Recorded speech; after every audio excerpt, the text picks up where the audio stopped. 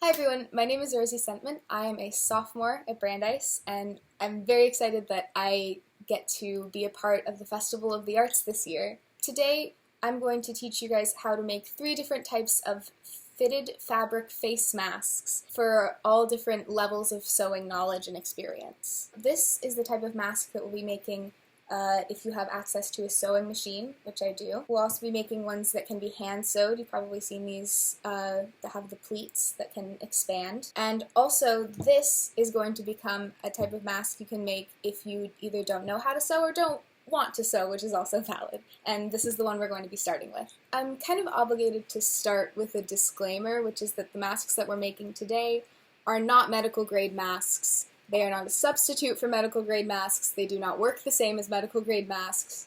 But that's kind of the reason that I wanted to do this. Right now, any real medical masks that you have should be going to the people on the front lines. They should be going to the healthcare workers who really need them. If you have medical grade masks, I really urge you to find a hospital in your area and ask if you can donate. I am 100% sure they would be so grateful for them. It's just another way to help. To get a similar level of protection from the ones we're making today, you have to use these with proper social distancing, with proper hand washing, basically with your common sense. But just because these don't work the same as a real medical grade mask, it doesn't mean that they're absolutely useless right now. Making these and wearing these is one of the ways that you can be helping with this situation. I also know that there are a lot of hospitals out there who are taking these to use to help protect their real medical grade equipment. These can go over your other masks, give them to your friends, and they're also pretty easy to make, and I found them actually really fun to make. Basic sewing skills, that's something that everybody should have, I believe, and if you want to practice using a sewing machine, I've been using these as practice with my sewing machine too. So we're gonna start. We're gonna get started. The first type of mask that we're gonna be making is the no-sew kind of mask. So the materials that I have for this is I took a bandana and 2 hairbands or rubber bands, and that's literally all you need to make this kind of mask. For the fabric, the kind of fabric that we're going to be using, I'm using a bandana because this bandana is 100% cotton. That is the best fabric to use if you're making these masks. 100% cotton fabric has been proven to be the thing that is best at filtering. It should be not too stretchy. It looks fairly thin, but it's going to become layered. You can check on the tag to see if something is 100% cotton. That's the best kind of fabric to work with. If you don't have that, that's okay. You can find them in bandanas or in old t-shirts. Make sure that they're not too stretchy, because the more they stretch, the more tiny little holes there are. Or sacrifice a pillowcase. You can do that too. So let's start with the no-sew mask. The way to make this, so mine is very wrinkled, which is fine. It's fine.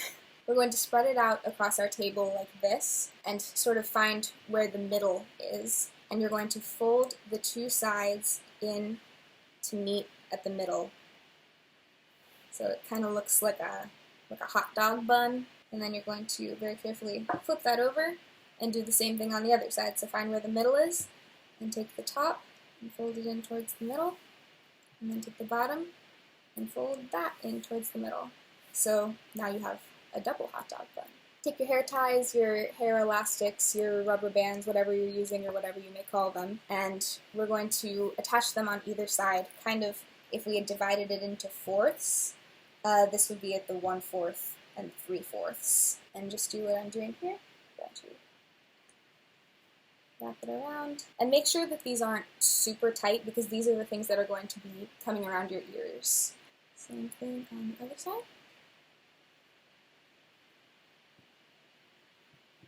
And so you should have something that looks like this, kind of like the outline of an old-timey candy or something. And then we're going to take the 2 edges and fold them in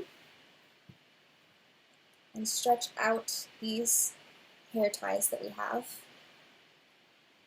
And now we've got something that actually kind of looks like a mask, sort of, not from this angle. If you want, you can also, because you've got little folds in here, take one side and kind of tuck it into the other, just like that. And now you have something that looks like a mask. And it should look a little bit like this. The nice thing about these masks is that they're adjustable, because you can, if it's a little bit too small, just push the hairband out a little bit, fold it back in, and it goes over your ear just like that. Adjust it to make sure that it is covering your mouth and your nose, because that's the important part. And the whole thing moves when you talk, which I didn't know before. And there you go. This is the easiest mask that we're going to be making today. It does not require any sewing at all. So that's mask number 1. The next type that we're going to be talking about is the hand sewing mask. So that's the type with the pleats right here. So you already may notice this looks a little different than the last one we made.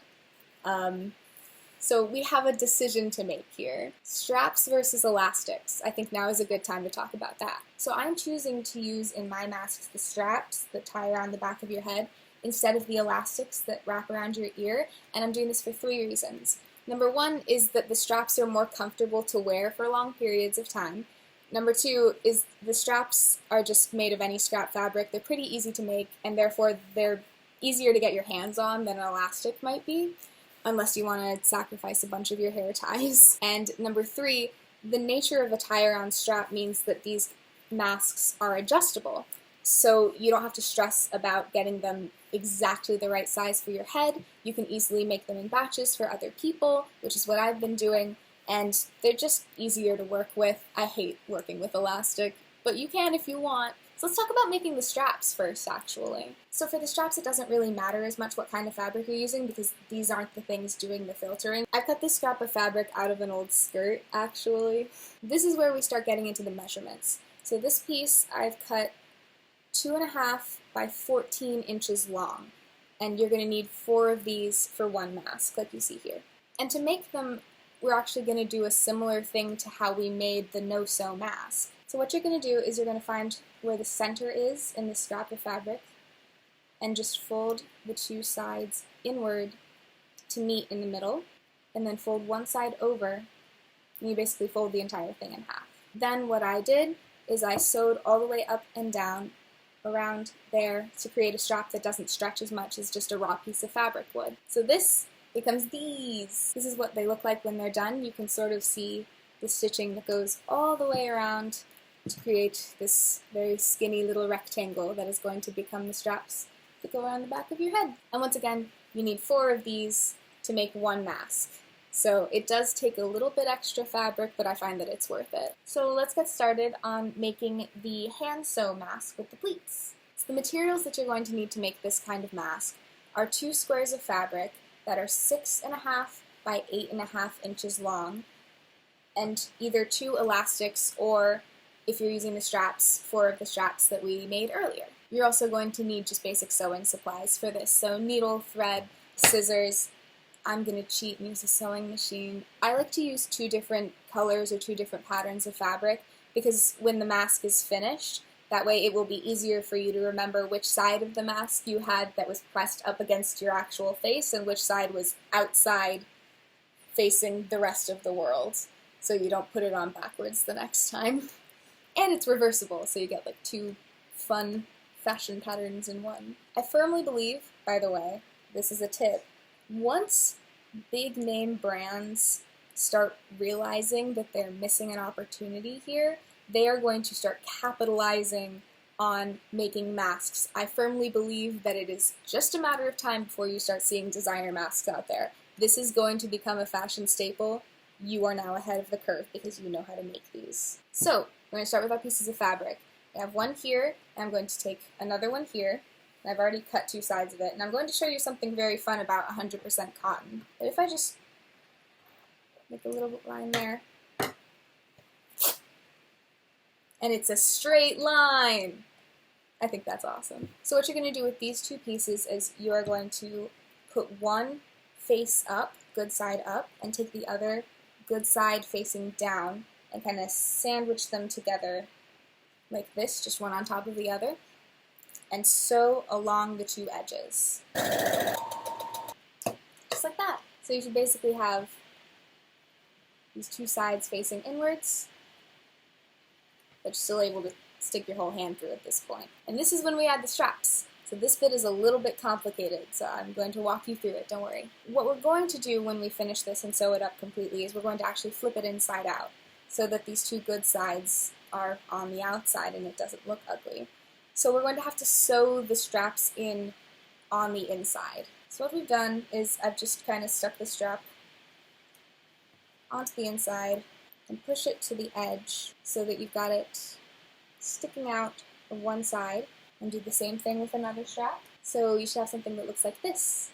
And then all you need to do is sew along this side.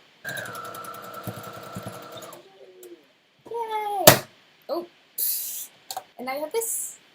Yay! And we're going to do the same thing on the other side with one little difference. We're going to have to leave a hole, sort of a pocket in the middle here, where we can flip it inside out. So take the other two straps, and we're just going to tuck these sort of into the little purse that we've made, and do the same thing.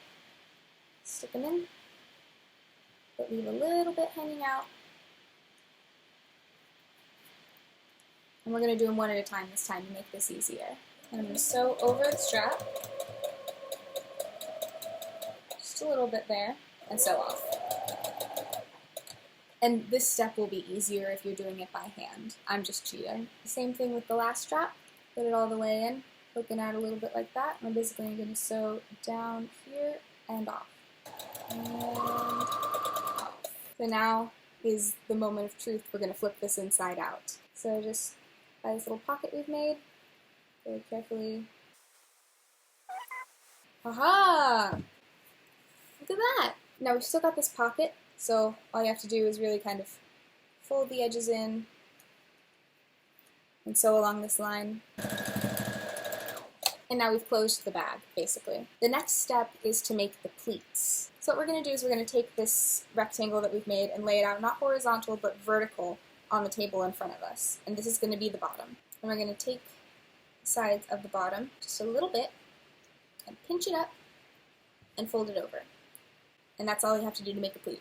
And we're going to do that 3 times. So just repeat a little bit above and fold it over.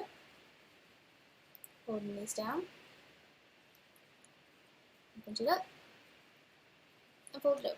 Looks like an accordion a little bit. And we're just going to sew along the sides to hold it down. This side and along this side. And once we've sewed along these sides, this is the end result. When you wear these masks, make sure that the pleats are not facing upwards. Make sure that the pleats are facing downwards, because otherwise, like, things can fall into them and it's just not fun. So there you go. That is the pleated mask. That is mask type number 2. Very easy to make. Easily hand sewed. Straps or elastics, whatever you so desire. So let's move on to type number 3. It's the last one. So this is the 3rd type of mask that we're making, and this is actually the mask that I wear when I have to go out right now. Like if I have to go to the grocery store, this is the one that I wear. As you can see, it's a lot different because of the shape. It's no longer just a rectangle. We've moved up in the world. I'm going to take this off. This one you can make by hand sewing. It's just going to take quite a bit longer, so I would recommend making this one with a machine if you have access to that. So this is mask number 3, sewing level number 3 out of 3. This is the most complicated mask that we're going to be making today. So there are a lot more materials to make this mask than there were for the other 2. And you know this one is complicated because it uses a pattern. I found this pattern just by going online and Googling fitted face mask pattern. And this one comes in 3 sizes, but I'm going to be using the medium one because that's the one that fits my face. You don't have to use a pattern if you don't want to. You can just kind of copy this sort of triangle-esque shape. But I find with the more complicated patterns, really, it helps to have this to make sure that you're not making everything the wildly wrong size. For this one, you're going to need basic sewing supplies. Again, I recommend a machine for this one. Your pattern, I'm using the medium size. 4 straps, and a lot of fabric. So what we're going to do with the fabric that we have, we're going to take this pattern, and we are going to trace this 4 times. 2 on one side, and then we're going to flip it over and trace 2 on the other side. So we're going to have 4 pieces of fabric. So when you're finished, you should have 2 pieces of fabric facing one way, and 2 pieces of fabric facing the other. So now we're going to assemble it. For ease of explanation, I'm going to call this the left side and this the right side. We're going to take one piece from the left side and we're going to place it in front of you with the good side facing up. And we're going to take one piece from the right side and we're going to flip it over so that the good side is facing down and sandwich them on top of each other like this, so that the sides should match up. And then the same thing with the other two. So good side facing up and then good side facing down. So now you have two pieces that look like this. And what we're going to do is we are going to sew along this edge here. So this is the edge. It's going to be able to open up and fit over your mouth like that. And we're going to do this with both of them. So now that they've been stitched along this side, we're going to put them together. We're going to take one and open it, but not flip it inside out. Just kind of lay it open like a book in front of you. And then we're going to take the other one. And this time when we open it, we're going to flip it inside out. And we're going to put these and match them up as best we can. Kind of like that. Good side to good side on the inside. So this kind of mask has many pieces, but I don't really recommend pinning it, just because you're making more holes in the fabric that is meant to be filtering things. And now that we have the two pieces sandwiched inside of each other like that, good side to good side, what we're going to do is we are going to sew along the top and along the bottom, and we're going to leave these sides open. So that's the top, and that's the bottom.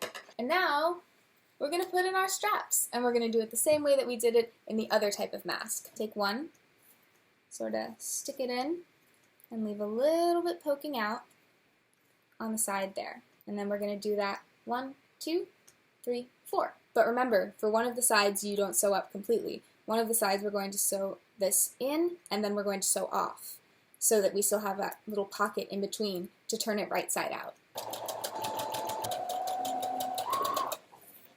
So now you should have something that looks a little bit like this. Weird sort of pocket bag with a bunch of straps in the inside. And we're going to very carefully turn this inside out through the hole that we left on one side. And by very carefully, I mean very carefully, because there's a lot. And it's a pretty small hole.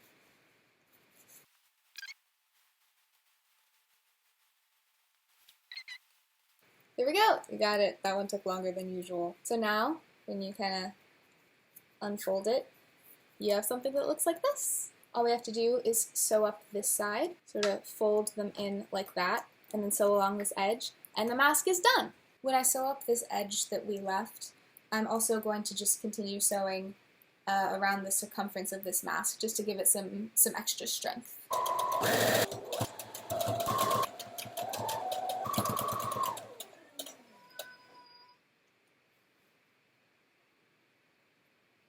Jake, we're done! This is how you make one of these fitted face masks. And these are really easy to wear. They just tie one around the top, and my hair clips are also helping to keep that in place. And the other one ties around the back around your neck. So thank you guys so much. I hope that this has been helpful. I hope that you've learned something. I hope that it's been interesting, and I hope that you are able to take this and continue to do good things with it. Make your own face masks, to make face masks for your friends and for your family, for your community. This is, again, one of the ways that you can be helping people in this time, and I don't think anything is more important than that. And when you start seeing Gucci face masks out there, just know that you did it first.